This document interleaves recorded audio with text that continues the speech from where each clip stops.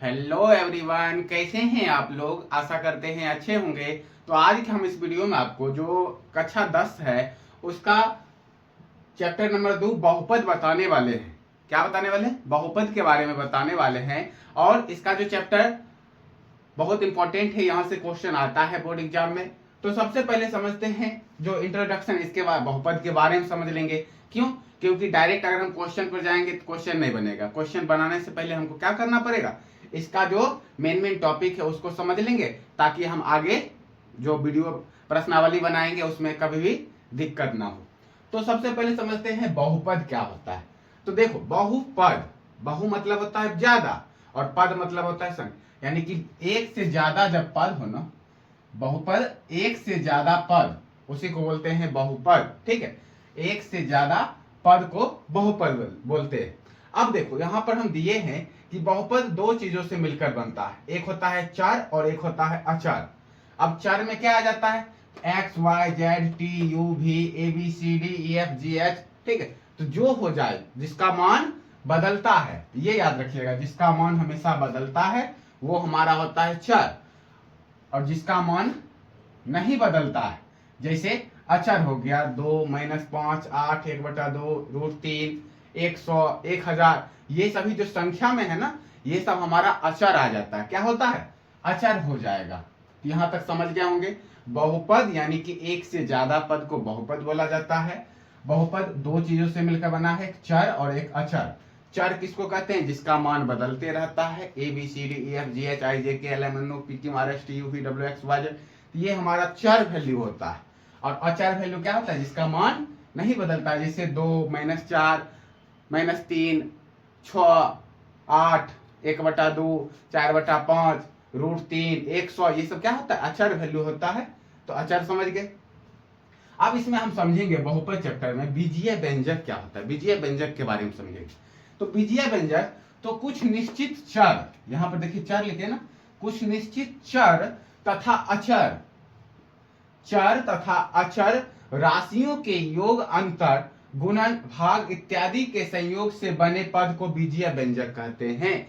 यानी कि कुछ निश्चित चर तथा अचर के जो राशि होगा ना, उसके योग, योग मतलब होता है जोड़ना, उसको अगर हम जोड़ेंगे, अंतर मतलब होता है घटाना, उसको घटाएंगे, गुना करेंगे, भाग करेंगे, उससे जो संयोग से जो पद बनेगा ना, उसी को कहते हैं बीजीय व्यंजक।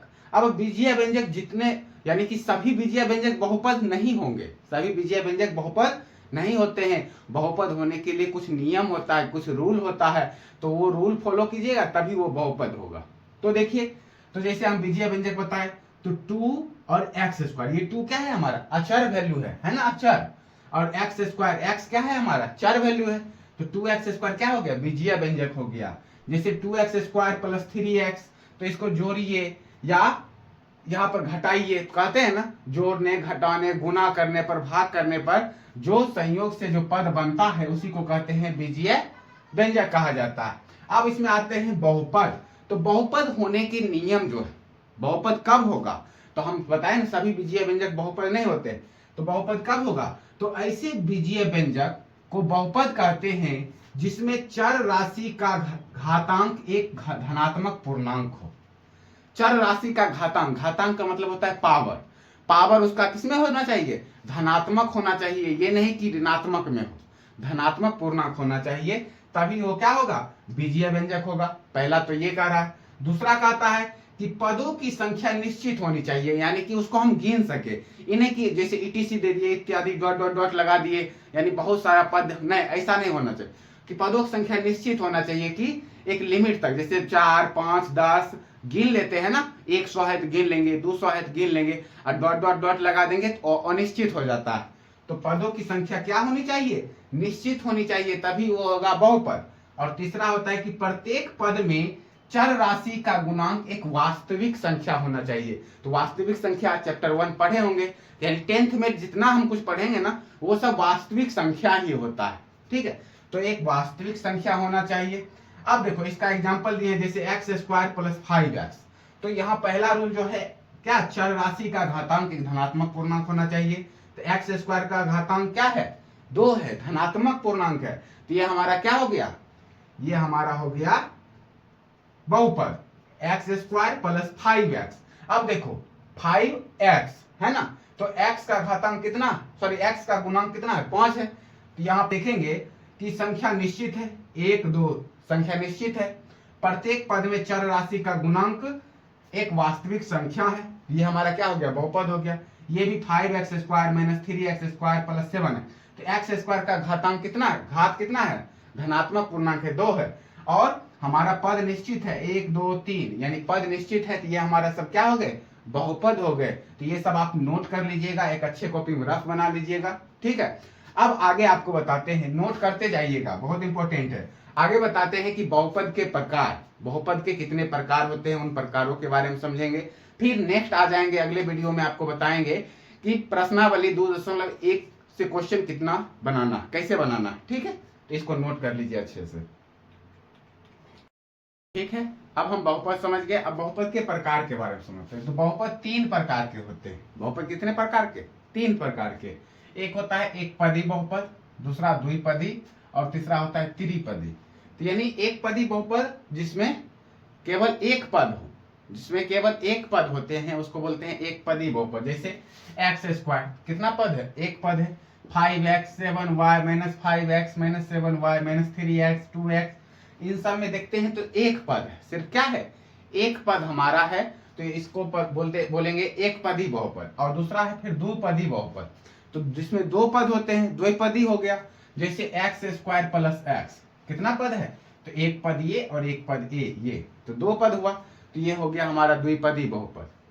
जैसे 2x² प्लस 5x 2 पद है, 4x² प्लस 7y 2 पद हुआ, 9x प्लस x यानी 9x एक पद, x एक पद, तो 1 और 1 कितना, 2, तो ये हमारा द्विपदी बहुपद कहलाता है।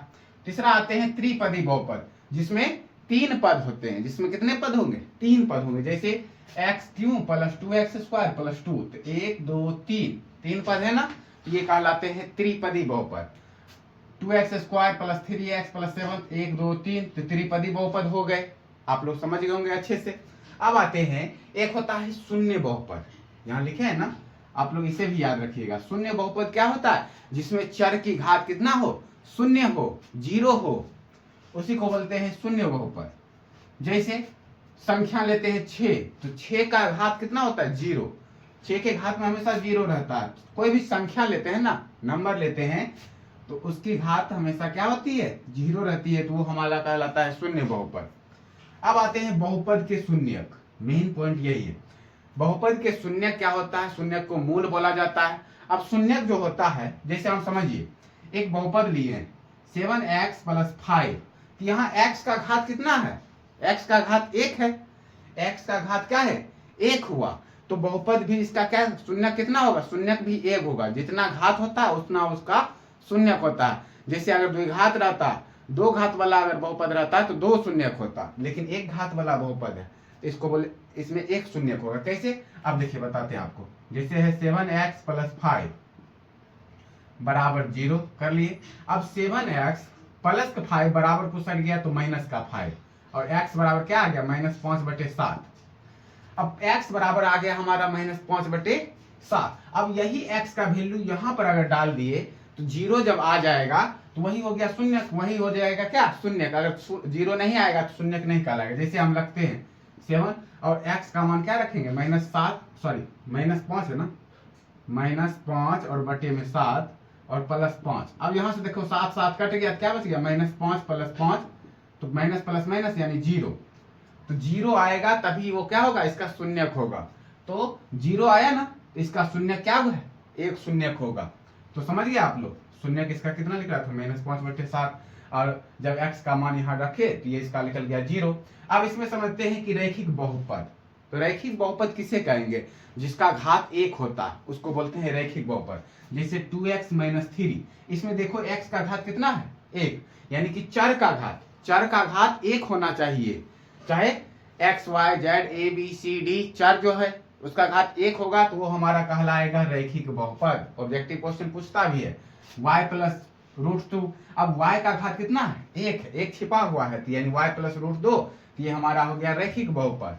x - 2/11। अब x का घात कितना, एक छिपा रहता है, तो ये हो गया हमारा रैखिक बहुपद, ठीक है ना।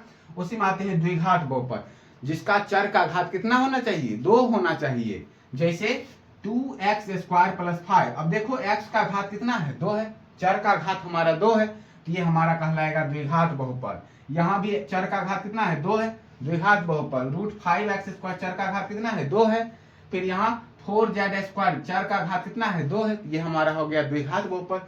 अब इसी में एक त्रिघात बहुपद होता है, जिसमें चर का घात कितना, अधिकतम 3 हो, तो वो होता है हमारा त्रिघात बहुपद। तो ये सब आप लोग समझ गए होंगे। अब अगले वीडियो में आपको जो प्रश्नावली 2.1 है उसके जो क्वेश्चन है उसको आपको बताएंगे। अगर वीडियो अच्छा लगा हो तो लाइक करें, चैनल को सब्सक्राइब करें। धन्यवाद। ये सब बहुत जरूरी